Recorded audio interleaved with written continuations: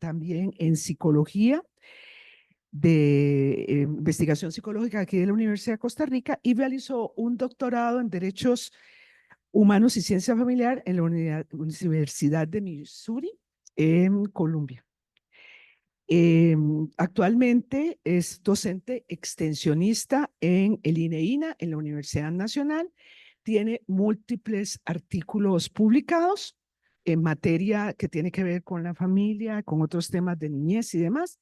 También voy a presentar a los 3 personas. Solamente hay una persona que tuvo una emergencia personal, que de hecho es la segunda expositora, que es la joven Pamela Argueta Dimas, que algunos la conocemos porque es estudiante de la carrera de estadística y se encuentra en 4º año y actualmente brinda trabajo en el Centro Centroamericano de Población. Y por último, el señor joven, disculpen, Steven Alemán Enríquez, quien es estudiante de 4º año de estadística y que labora en la unidad de servicios estadísticos de nuestra escuela. Muchas gracias. Le doy la palabra a los expositores. Gracias.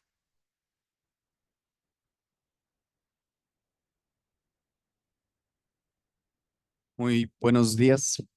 Es un gusto estar acá en la Universidad de Costa Rica, mi alma mater, y poder compartir un poco de el trabajo que estamos haciendo desde el INEINA, el Instituto de Estudios Interdisciplinarios de Niñez y Adolescencia de la Universidad Nacional. Este proyecto lo estoy trabajando con la doctora María Fernanda Alvarado, y la idea es tener una visión sobre los casos de penal juvenil que han sido presentados tanto ante el Ministerio Público y la Fiscalía, con la intención de generar un informe y datos que permitan acompañar la generación de política pública, las intervenciones, y originalmente está pensado también para movernos del análisis de los datos hacia la prevención. Porque, como bien sabemos, si no conocemos el contexto, si no conocemos la manifestación de los distintos fenómenos con estadísticas y con datos, las decisiones que se toman, en la mejor de los casos, están llenas de muy buenas intenciones y muchas ganas de que la cosa salga adelante, pero estamos como a ciegas, ¿verdad? Y la idea entonces de este proyecto es que con esta información se puedan tomar decisiones de política pública y generar programas de intervención que vayan a ser más efectivos. Un poco de contexto desde donde iniciamos nosotros con este proyecto. Como sabemos, el objetivo de desarrollo sostenible número 16, que tiene que ver con paz, justicia e instituciones sólidas, busca promover que las sociedades sean más pacíficas y que todas las personas, independientemente de dónde vengan, del sexo, de su orientación sexual, de su afinidad política, de su geografía, en términos de dónde vive en el país, tenga acceso a una vida tranquila en el que pueda manifestar su máximo potencial. Eh, y se busca entonces que se pueda apoyar a las instituciones y que el Estado robusto pueda asegurar ese derecho de las personas. Esto, como todos sabemos, va encaminado hacia el 2030, ya casi. Esta es la realidad, ¿verdad? Conforme más nos movemos hacia el 2030, vemos cómo los homicidios en nuestro país van incrementando, ¿verdad? De manera bastante preocupante. Para el 2023 llegamos a una tasa bastante alta, la mayor, ¿verdad? En lo que tenemos registro, y llegamos a un promedio mensual de 76 homicidios. Eso tiene unas dimensiones bastante preocupantes y que cuando nos volvemos un poco a esto, ¿verdad? Nos preguntamos qué tanto vacío existe entre los planes, los documentos que se supone están generando el accionar de las instituciones y la realidad, ¿verdad? Que contrasta bastante. Entonces, con esto en mente, nosotros nos planteamos poder analizar los datos sobre acusaciones a personas adolescentes por posibles delitos y vincularlos con indicadores sociales de desarrollo humano y bienestar infantil en la zona geográfica en donde se registran esos eventos. Este es el objetivo original. Ahora vamos a ver que, una vez más, hay un vacío entre lo que planteamos y lo que pudimos obtener por cómo los datos están generados. Y esto es uno de los puntos creo que más importantes que tenemos que tomar en cuenta de esta experiencia. Un poco para hablar de la metodología, bueno, este trabajo ha conllevado una importante coordinación con el Poder Judicial a través de la Dirección de Planificación y específicamente el subproceso de estadística. Hemos tenido apoyo de la Sala Tercera a través del magistrado suplente, el máster Rafael Bonilla, y a través de una serie de gestiones y de reuniones de coordinación pudimos obtener las bases de datos que ahora les voy a mostrar. Y posteriormente hicimos una fase de análisis, exploración inicial, de análisis descriptivos y análisis espacial.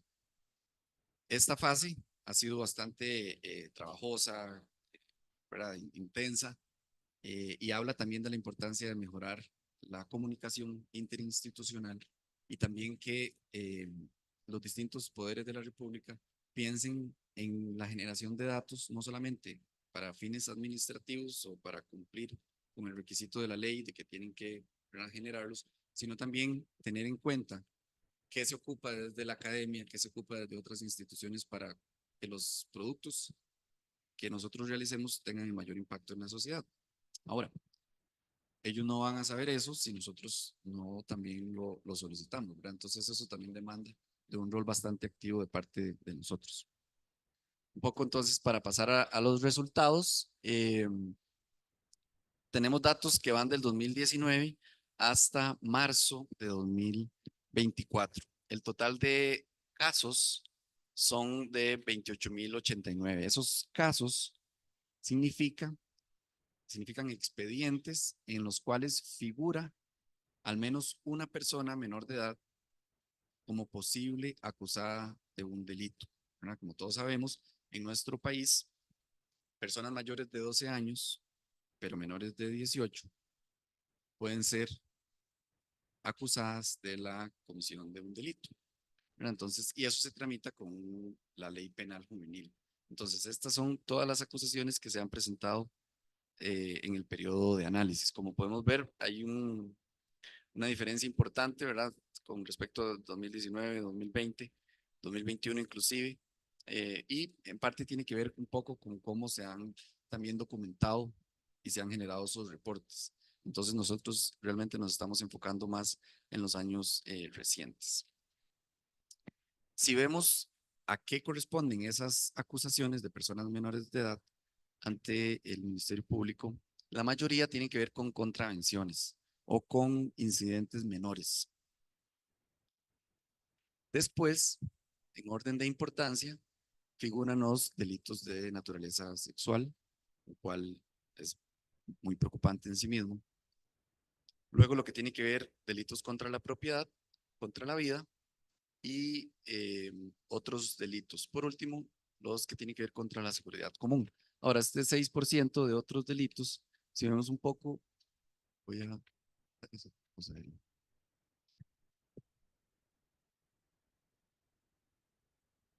Si vemos un poco qué tienen que ver, o específicamente qué son, los más comunes tienen que ver con delitos contra la autoridad pública, delitos contra la administración de justicia, delitos contra el ámbito de la intimidad, pero también hay otros menos comunes, por ejemplo, delitos contra el honor, delitos contra la seguridad de la nación o delitos contra la tranquilidad pública. Más o menos eso es lo que engloba esa categoría de otros delitos.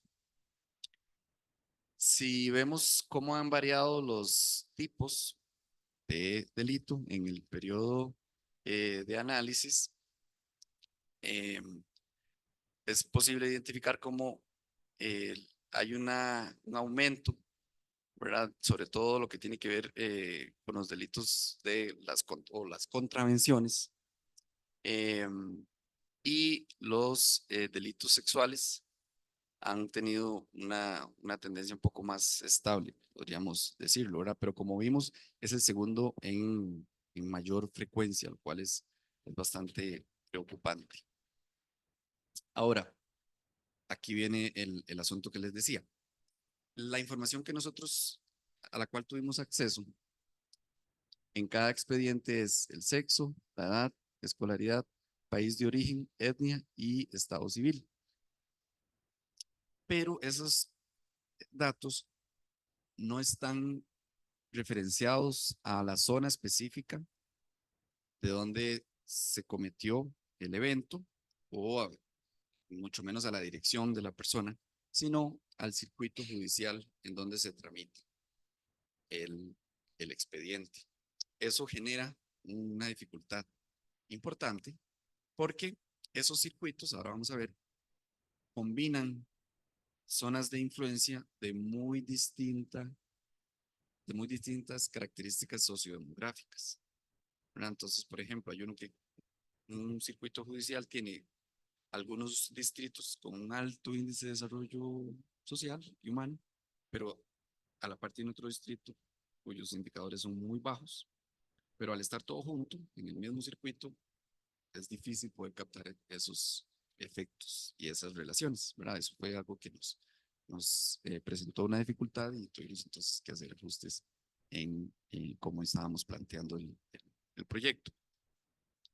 De los casos que vimos anteriormente, personas imputadas menores de edad, hablamos de 38.189, lo que quiere decir que en varios de esos casos hay más de una persona menor de edad involucrada y acusada. Si vemos un poco las características en cuanto al sexo, en los diferentes años vemos que la mayoría de los delitos están siendo cometidos por hombres, ¿verdad?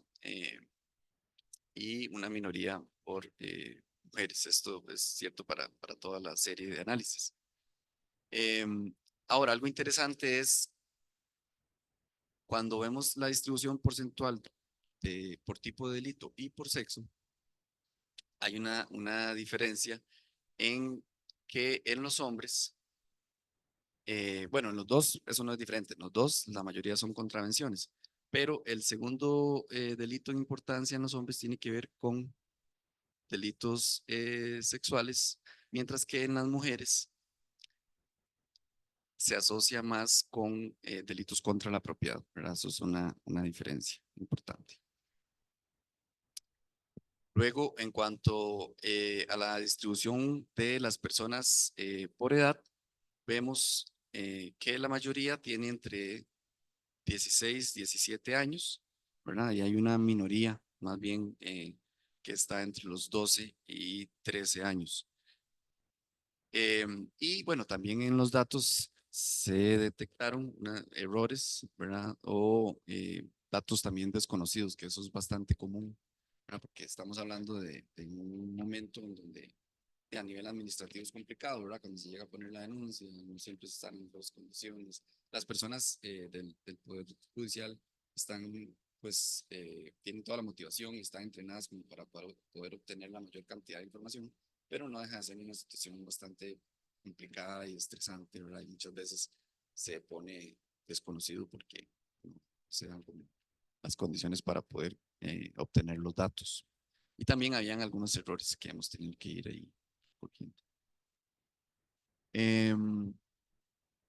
Luego, también es interesante ver cómo se distribuyen estos datos por edad y por eh, tipo de delito, ¿verdad? Entonces, en realidad, en las distintas edades, no hay mucha diferencia en términos del que el más común siguen siendo las contravenciones, ¿verdad? Luego, los delitos sexuales contra la propiedad y otros delitos. Eso es como bastante común en el rango de las edades.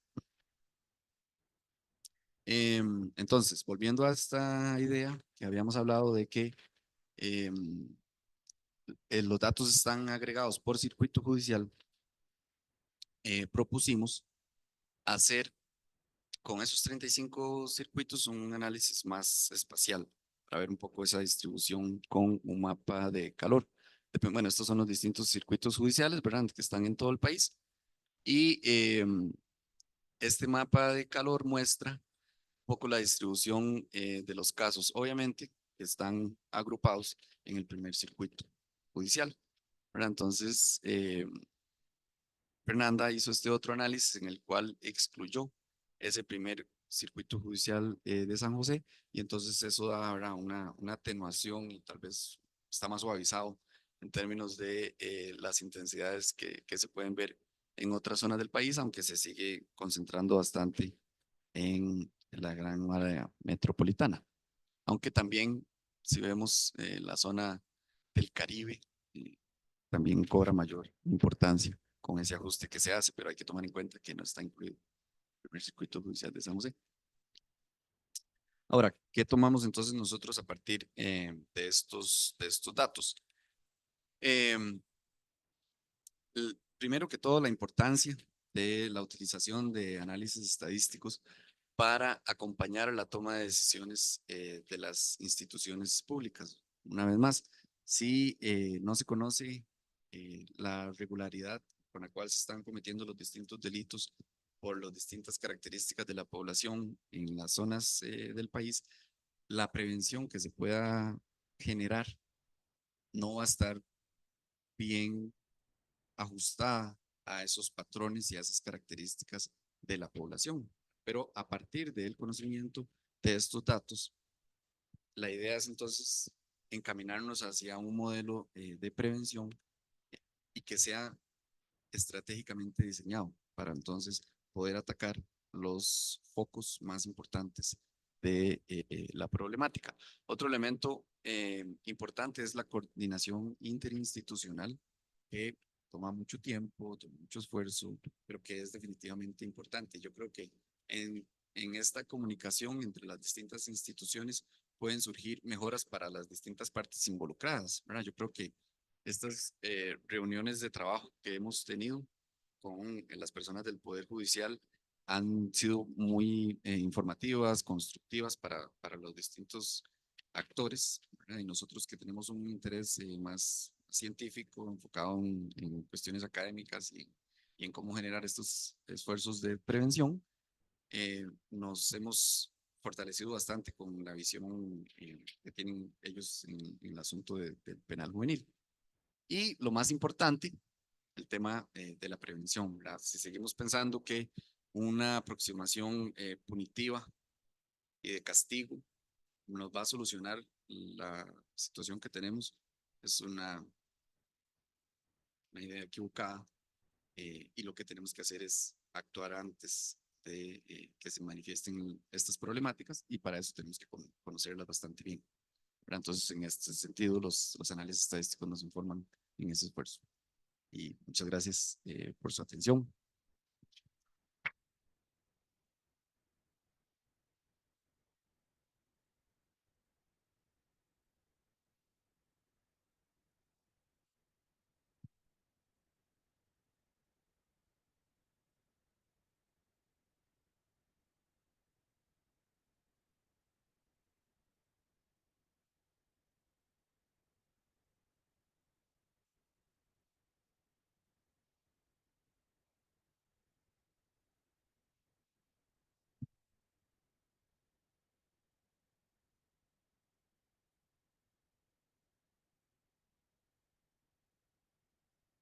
Bueno, ahora vamos a escuchar la participación de la compañera colega Pamela Arteaga y sobre el análisis de tiempo de los jóvenes ninis en Costa Rica.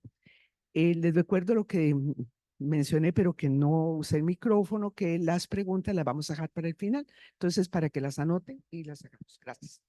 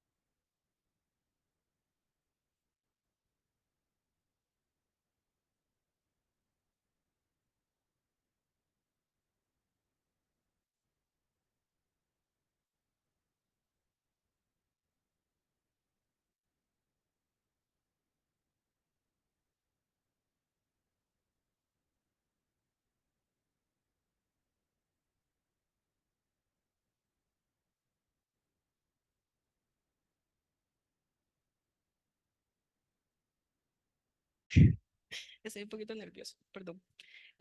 Mi tema es el análisis del tiempo de los jóvenes ninis en Costa Rica. Y este tema yo siento que es relevante porque según la encuesta continua de empleos del 2022, destaca que cerca del 60% de los desempleados eran jóvenes, jóvenes entre 15 y 24 años y de 25 a 34 años.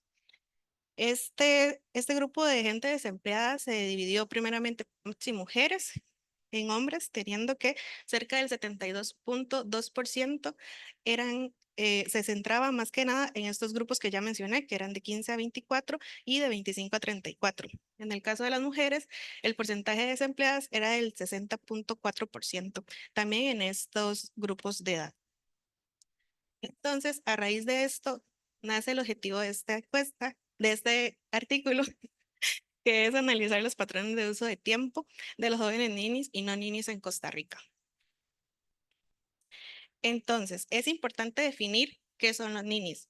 El término nini se refiere a personas que no estudian ni trabajan, o sea, que no están insertos en ninguna de las esferas económicas o sociales educativas de nuestra sociedad.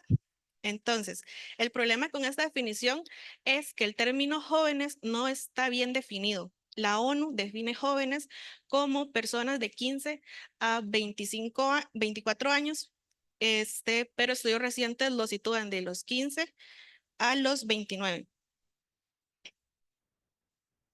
Entonces, para este artículo yo usé la encuesta nacional de uso de tiempo del 2022, ENUD, que es realizada por el Instituto, por el INEC. Se lleva a cabo del 10 de octubre al 25 de noviembre. Tuvo una selección de 6.744 viviendas, de las cuales se obtuvieron cerca de 10.227 observaciones. Esta base yo la desagregué para poder cumplir los objetivos que andaba buscando. Entonces, la desagregué por condición de Nini. Nini yo lo definí como persona que no estudia ni trabaja. Entonces, la variable Nini que utilicé la derivé de variables ya existentes en la encuesta, que eran si trabajaba o no trabajaba y si recibía algún tipo de educación formal o informal. También la desagregué por grupos de edad, que son de 15 a 24 años y de 25 a 34 años. Por último, también los agrupé por sexo.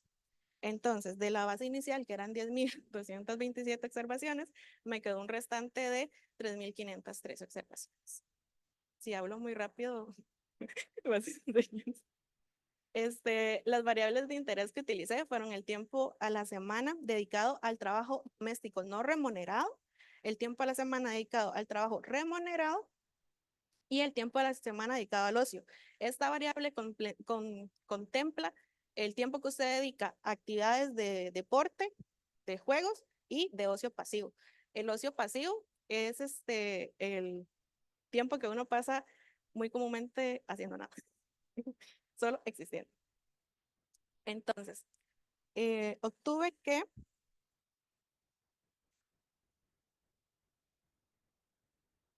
el análisis demostró que existen diferencias notables en el uso del tiempo. En general, las mujeres, tanto en el grupo de ninis como no ninis, dedican un promedio de 29.34 horas semanales a actividades domésticas no remuneradas. En su contraparte, los hombres en general utilizan solo 13.53 horas promedio en esas mismas. Entonces, en particular, tenemos que las mujeres ninis de 15, sí, hasta acá. Mujeres ninis de 15 a 24 años dedican cerca de 40 horas semanales a las actividades domésticas no remuneradas. Mientras que las mujeres de 25 a 34 dedican cerca de 48.6%. En su contraparte, tenemos al grupo de personas no ninis, que ahí lo que más resalta es que el tiempo dedicado al trabajo remunerado, independientemente del grupo de edad, se centra más en hombres que en mujeres. Inclusive en los grupos de edad, en los grupos no ninis, el tiempo dedicado al trabajo no remunerado es mayor que en cualquiera de los grupos que incluya a los hombres, tanto ninis como no ninis. Ahora centrándome más en el tiempo dedicado al ocio, tenemos que los hombres ninis de 25 a 24 años tienen tiempo libre, significativamente más tiempo libre que sus pares que estudian o en ambas acciones. Entonces, este tiempo libre se destina principalmente al ocio pasivo. Como pueden ver es acá, estas las barritas celestes de aquí abajo. En contraste de las mujeres ninis que también destinan su tiempo libre predomina el ocio pasivo. Realmente el tiempo libre de las mujeres no se dedica tanto a actividades como deportes o juegos porque se dedican más al tiempo de familia. Entonces, cuando terminan ese tiempo, realmente lo que uno quiere es descansar un poco. Es por eso que ellas se centran más en ese tipo de ocio. En conclusión, entonces tenemos que las desigualdades aún existen y los roles tradicionales se mantienen, porque como ya les mencioné, las mujeres ninis invierten alrededor de 40 horas semanales si tienen entre 5 y 24 años y cerca de 49 si tienen entre 25 y 34 años, en comparación con las 18 y 24 horas respectivamente de los hombres. También la desigualdad en el trabajo, que como ustedes pudieron ver, a pesar de que las mujeres no son ninis, tienen muchas menos horas invertidas en promedio a la semana en labores remuneradas que los hombres.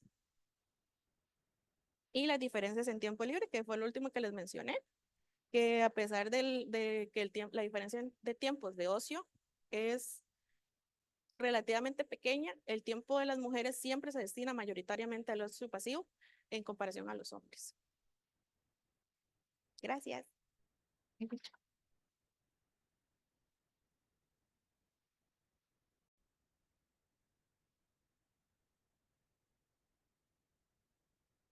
Gracias. Vamos a permitirle participar a don Steven para después hacer las preguntas.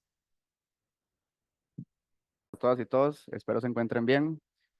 Aprovechando que la compañera Pamela le sobró un poquito de tiempo, quiero contarles una historia de cómo, bueno, para comenzar, quisiera comentarles cómo surgió la idea de lo que les vengo a presentar hoy. Entonces, para aprovechar el tiempo, bueno, hay que situarnos en el año pasado, hace un año, a principios por ahí, mis compañeras con las que realicé el trabajo, Adriana y María, y mi persona, fuimos a un lugar donde se toman frescos de Chang. Para ponerlos en contexto, más que todas las personas que no saben a qué me refiero con eso, algunos colegas de estadística le decimos a las bebidas alcohólicas frescos de Chang, por cualquier cosa. Entonces, en este lugar que estábamos tomando nuestros respectivos frescos de Chang, ustedes saben que en esos lugares hay ciertos grupos de personas en diferentes mesas, etcétera. Entonces nosotros estábamos ahí sentados y nos empezamos a, digamos, cuestionar o preguntar que aquel grupito que está allá, de qué carrera será, cuántos años tendrán, en qué año de carrera, o sea, qué estudiarán, etcétera. Hasta había una mesa que tenía muchos frescos de Chang, entonces nos empezamos a preguntar cuántos de estos frescos habían tomado cada uno de ellos.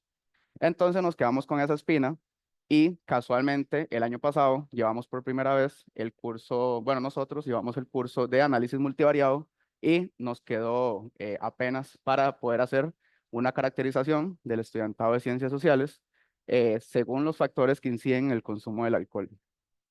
Entonces, eh, nos dimos cuenta que los estudiantes universitarios entre 18 y 25 años son un grupo muy vulnerable al consumo de bebidas alcohólicas.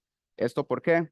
Porque en estas edades empiezan a tener esta autonomía, se sienten con más responsabilidades, ya sea en la casa, en la sociedad, en la familia. Entonces, esto genera de que ellos que ellos tengan un aumento en este consumo de alcohol, pero de maneras muy excesivas. Entonces, Guillermo Castaño en el 2014 nos menciona que esto está influenciado, el consumo del alcohol, en factores socioculturales.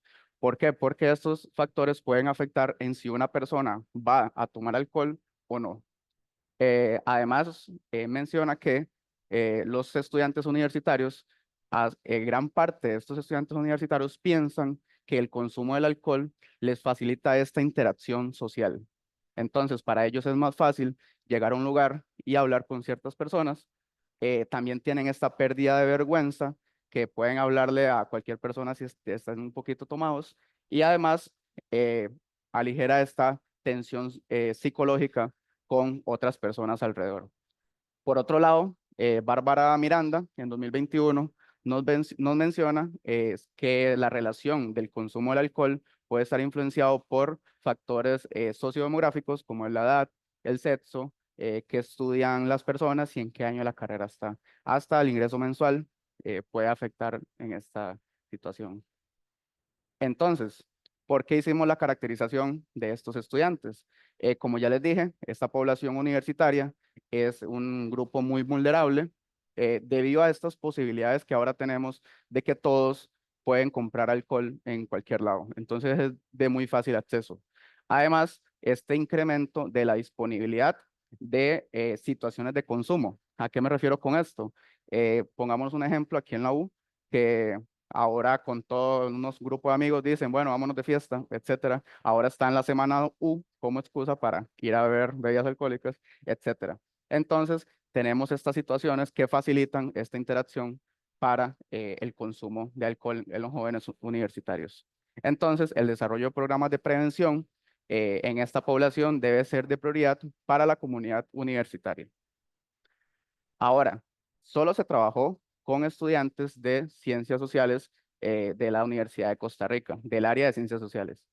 A esto se les aplicó un cuestionario, el cual se les preguntaba sobre consumos de alcohol, hábitos de consumo y características sociodemográficas. Y se obtuvo un total de 130 estudiantes que consumían bebidas alcohólicas. Entonces, porque ocupábamos a las personas que tomaban alcohol para realizar los análisis. Estos son unos ejemplos de preguntas sobre hábitos de consumo, que les preguntamos con qué frecuencia las consume, cuántas bebidas alcohólicas consume normalmente cuando bebe, y con qué frecuencia ha tenido ese sentimiento de remordimiento, como a mí me gusta llamarle la goma moral, digámoslo de una forma así, después de haber bebido al otro día. Entonces, en forma de metodología, nos vamos al análisis de datos. Entonces, se utilizó la distancia de Wagner, no, perdón si lo pronuncio mal, perdón Shirley, entre individuos. Y la distancia entre grupos se probaron 4, que tenemos el vecino más cercano, el vecino más lejano, el salto promedio y la distancia de Ward. Después de esto, lo que necesitamos saber es cuántos grupos se van a adaptar mejor a nuestros datos. Entonces vamos a utilizar el criterio de la silueta promedio para saber en qué punto se maximiza esta silueta y poder saber cuál es la cantidad de grupos que mejor es el más adecuado para nuestros datos. Después de esto, después de que la silueta promedio nos diga cuántos grupos vamos a tener, vamos a evaluar la calidad de estos grupos. Entonces, con el ancho de la silueta y el índice de Doom, lo que vamos a hacer es que los grupitos que tenemos sean lo más parecidos dentro de los grupos, pero diferentes entre cada uno de los grupos que nos den. Y por último, vamos a hacer la caracterización con respecto a lo que nos den los otros criterios. Entonces, de manera de resultados, primero, utilizamos 2 técnicas de agrupamiento, que tenemos primero un agrupamiento jerárquico y por camedoides. Entonces, como les dije anteriormente, vamos a utilizar la silueta promedio para la elección del número de clústeres o individuos, o grupos, perdón, y esta se maximiza al utilizar 2 grupos en ambos casos. Entonces, ahora posteriormente lo que hacemos es ver la calidad de estos grupos por medio del ancho de la silueta y el índice de Doom.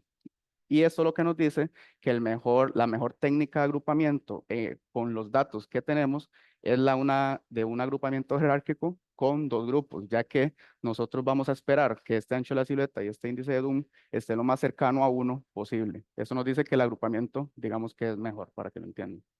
Es importante mencionar que, como les mencioné, probamos 4 técnicas entre grupos y la técnica de agrupamiento jerárquico se utilizó con la distancia entre individuos de Wagner, y entre grupos ganó, o la mejor fue la de Ward. Entonces, para la caracterización vamos a utilizar una técnica de agrupamiento jerárquico con 2 grupos con esas distancias.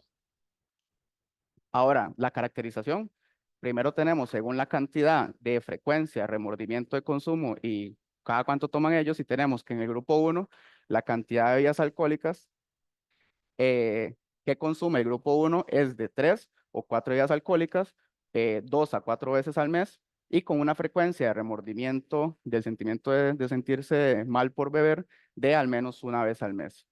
En el grupo 2, la cantidad de alcohólicas que consumen las personas, la mayoría de estudiantes universitarios, es de 1 o 2 bebidas alcohólicas con una frecuencia de consumo de una vez al mes, y estos nunca tienen este sentimiento de remordimiento por haber bebido.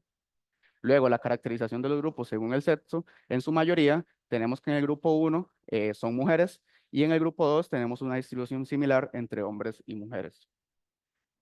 Con respecto al según el año de la carrera, donde tiene la mayoría de cursos aprobados o matriculados, perdón, tenemos que en el grupo 1 en su mayoría son estudiantes de tercero o cuarto año, y en el grupo 2 tenemos una distribución similar en todos los niveles de la carrera.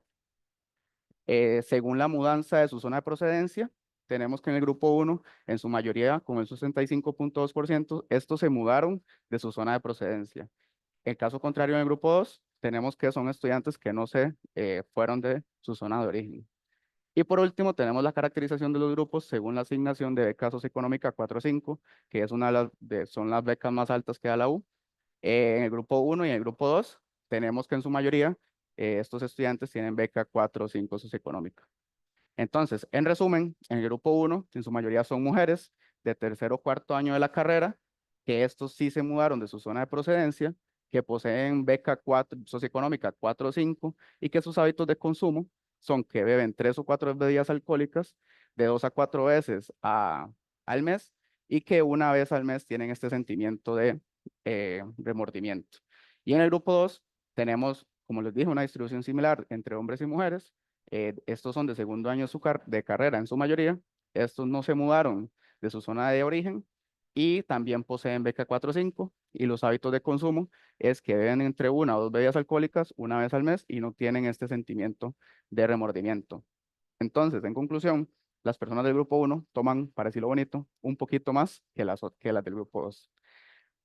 Para terminar, tengo un amigo que lee mucho a Charles Bukowski, entonces le quería venir a compartir esta frase, que ese es el problema de las bebidas: si ocurre algo malo, bebes para olvidarlo; si ocurre algo bueno, bebes para celebrarlo; y si no pasa nada, bebes para que pase algo. Muchas gracias.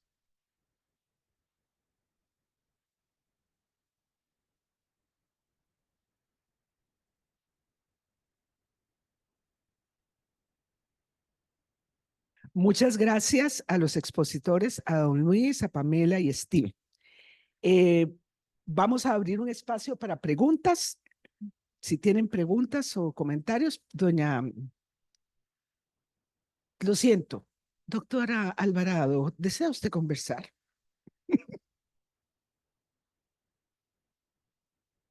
Me quedo en Fernanda mejor, doña Patri. En realidad mi pregunta no es una pregunta, es un comentario, le estoy dando la espalda a todo el mundo, que es con el trabajo que estamos realizando con Diego. Yo he tenido bases de datos sucias y después las bases del Poder Judicial. O sea, eso es otro nivel de cómo están realizadas esas bases, y creo que en una de las sesiones Alejandra mencionaba como la importancia de empezar a usar registros administrativos, ¿verdad? Para construir estadísticas, pero creo que el primer paso también entonces va a ser pues estandarizar o ver de qué forma podemos construir esos registros de manera que después se puedan utilizar. Nosotros llevamos trabajando en este proyecto, y ayer justo lo estaba conversando con Diego, como 1 año y medio, ¿verdad? Y hasta marzo de este año, digamos que tenemos una base que está como un poco más decente. Y hasta esta presentación y una que hicimos más a principios de este año, como en junio, como en mayo, pudimos tener claro cuál era el número de expedientes que teníamos en la base. Entonces pasó más de 1 año en el que no sabíamos, digamos, ni siquiera cuántos casos teníamos, porque, digamos, la base es muy compleja. La parte de, por ejemplo, de sacar cuántas personas imputadas hay, eso tampoco lo tenemos realmente. Nosotros lo construimos con base en los patrones de la información que ellos nos dan, porque entonces por temas de seguridad no nos pueden dar las identificaciones de personas menores de edad, ni nos pueden decir cuál es una persona y cuál es otra. Entonces lo que hicimos fue decir, bueno, dentro de un caso, veamos a ver cuántos patrones, digamos, en todas las variables que tenemos diferentes hay y asumamos que esos van a ser personas diferentes porque no tenemos otra forma de comprobarlos. Entonces, yo creo que eso sí es, bueno, importante de mencionar y creo que nos queda también, bueno, las personas del Poder Judicial, la verdad es que han estado muy abiertas a trabajar con nosotros, pero sí nos queda como en la parte de recomendaciones, ¿verdad? De cómo van a ir ellos siguiendo construyendo estas bases.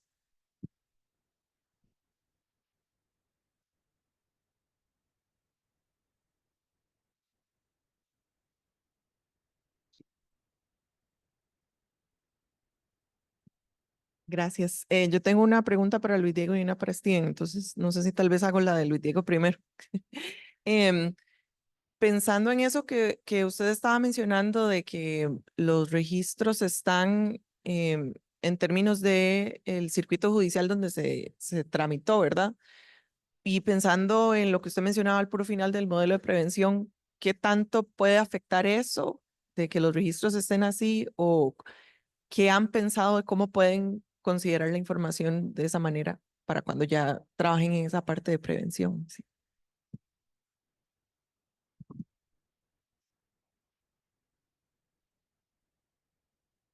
Perfecto. Es que creo que no es-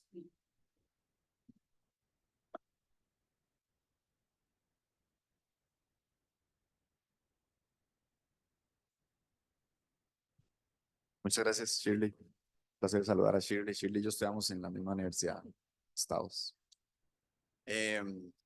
Sí, eso es un reto, ¿verdad? Definitivamente que nos hizo modificar el objetivo general con el cual nos íbamos encaminando en el proyecto, porque de hecho cuando calculamos las correlaciones con otros índices, como el índice de desarrollo humano, el índice de bienestar, el OINA y otros, encontramos que no hay un patrón claro, ¿verdad? Porque hay una mezcolanza de diferentes distritos con diferentes indicadores, ¿verdad? Como lo había mencionado anteriormente. Entonces, lo que estamos proponiendo hacer es un trabajo más exploratorio en el sentido de encontrar algunos de esos circuitos con la menor variabilidad posible de las áreas de influencia, ¿verdad? Y entonces poder encontrar como casos de estudio, digámoslo así, para contrastar y ver entonces qué características o qué indicadores de esos lugares nos ayudan a entender mejor cómo se están manifestando estos casos para empezar una línea por ahí. ¿Verdad? Lo otro es que también podemos consultar otros indicadores y otros estudios y conocimiento ya propio de la incidencia, ¿verdad? De criminalidad de algunos lugares en los cuales también desde la Universidad Nacional hemos estado haciendo trabajo, ¿verdad? Por ejemplo, la zona Caribe de Costa Rica, específicamente Matina, es un lugar que ha tenido índices de violencia pues importantes y ahí ya hemos estado trabajando desde hace bastante tiempo en generando investigación y la idea es ahora movernos a una fase más de intervención y de acompañamiento a esas comunidades. Muchas gracias.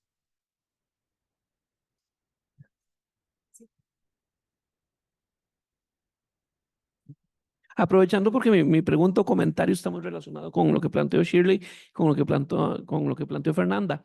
Como hace un profesor mío en el colegio, cuando yo era joven y ustedes niños, yo trabajé en el Poder Judicial y yo trabajé en el OIJ. Y en el OIJ, particularmente en la OPO, en la Oficina de Planes y Operaciones, se trató de hacer un esfuerzo para recopilar datos de una forma distinta a como el resto del Poder Judicial lo recopila. Porque, y aquí mi crítica, por eso es que yo ya no trabajo en el Poder Judicial, es muy difícil trabajar con abogados, perdón, es muy difícil trabajar con jefes abogados,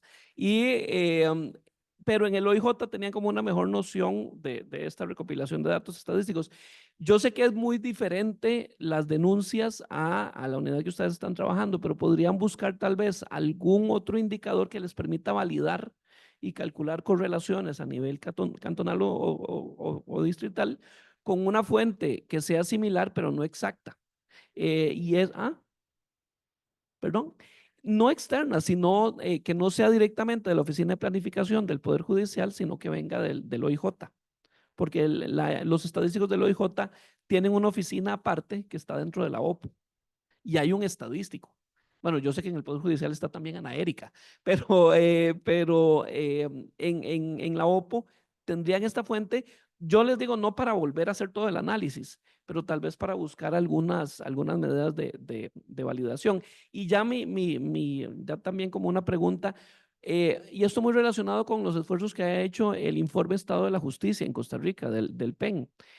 Sería interesante que no solo piensen, o no sé si lo han pensado dentro del artículo, no solo desde el punto de vista de prevención del crimen o de prevención del delito, sino también recomendaciones de organización a lo interno del Poder Judicial, porque precisamente estos problemas de datos reflejan un contexto más complicado de organización y posiblemente también, dado que ustedes quitaron el primer circuito de San José, lo que demuestra es también una gran desigualdad en la cantidad de casos por circuito. Y sería muy interesante que ustedes también incluyeran como un análisis administrativo relacionado con los datos y con la carga de trabajo diferencial en el Poder Judicial. Gracias. Muchas gracias. Sí, definitivamente vamos a ver esa posibilidad. Ha sido una experiencia, como bien decíamos anteriormente, compleja, pero también nos hemos encontrado con un acompañamiento y un apoyo muy importante de la Dirección de Planificación y de las otras personas que nos están acompañando en el proceso. Y sí, definitivamente nos damos cuenta que a partir de estas experiencias en donde hay objetivos distintos en términos de qué información queremos generar desde un punto de vista más desde la academia o de un punto de vista más administrativo de las instituciones públicas, en donde surgen las mejores ideas para movernos hacia adelante y ver cómo podemos, respetando la ley y respetando el derecho y todas las limitaciones que se tiene, sobre todo si se trata de penal juvenil, ¿verdad? Que es sumamente restrictivo.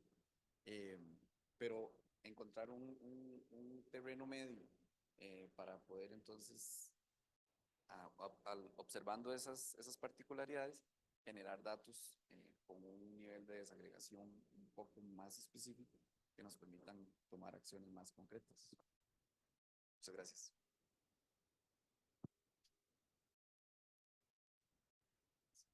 Stevens. Gracias. No, es algo sencillo.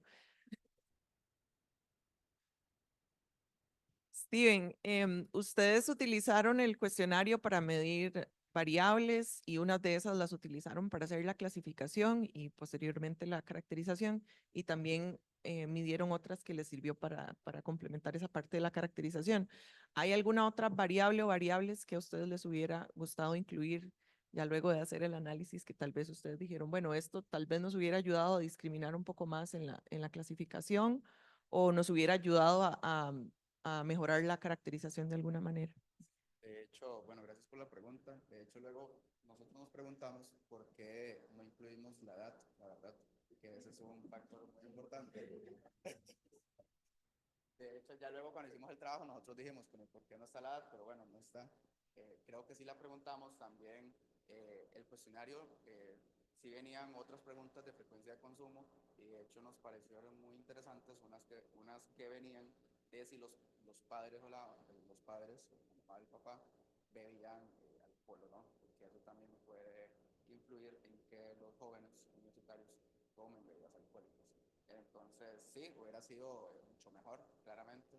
También pensamos no solo en variables, sino en buscar, bueno, otras áreas, incluir otras áreas de estudio para así poder comparar. De hecho, este trabajo se hizo en conjunto.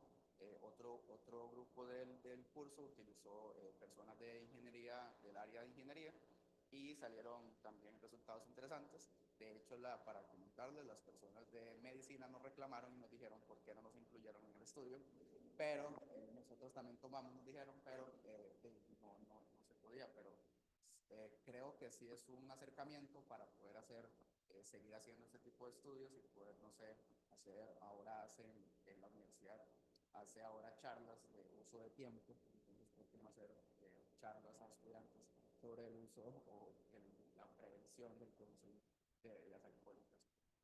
Al final, a veces llegan sanitos, digamos de una manera así, a la U, pero la U no nos corrompe. Entonces, sí, sí le aclaro.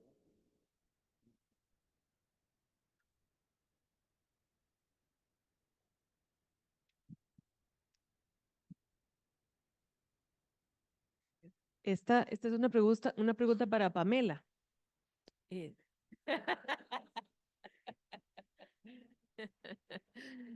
No, mira, después de haber estudiado lo que estudiaste, yo quería preguntarte si has pensado o si de alguna manera podrías decirme qué opinas de la categoría Nini, ¿verdad? Donde ni trabaja ni estudia, pero trabaja un montón en lo no remunerado.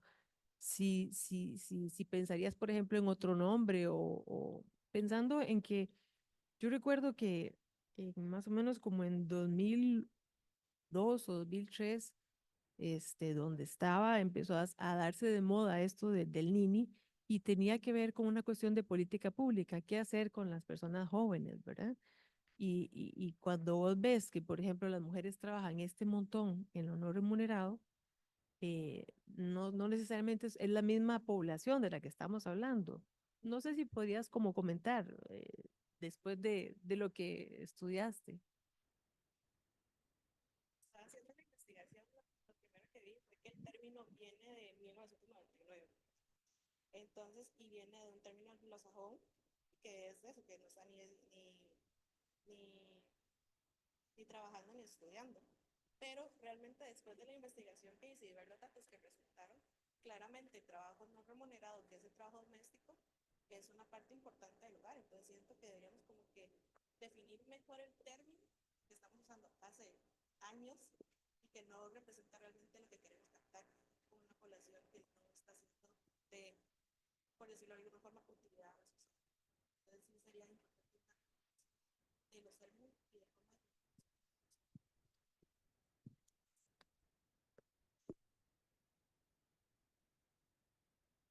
¿Alguna otra pregunta?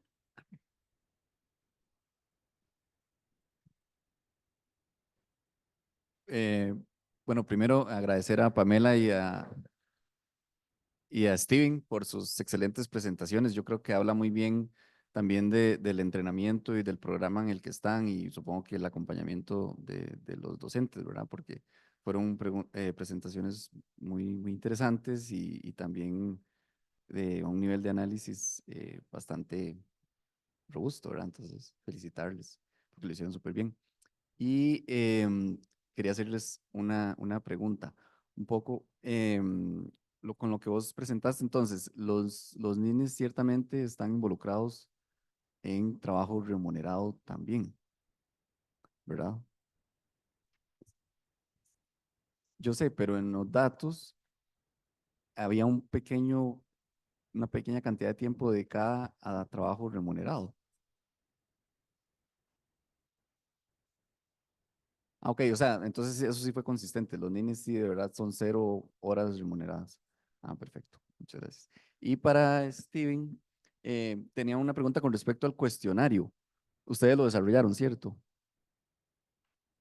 Entonces, sí, mi pregunta es un poco en las propiedades psicométricas del instrumento, un poco cómo lo desarrollaron y qué medidas se tomó como para asegurar la confiabilidad y la validez.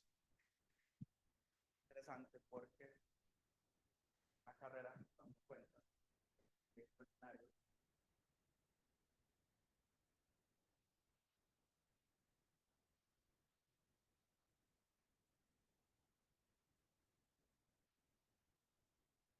Si igual me enviara el cuestionario me regañaría porque las técnicas de mediciones que nosotros aprendemos en la carrera las vemos hasta el final. Por eso ya por dicha se reestructuró el plan de estudios y eso ya va a cambiar.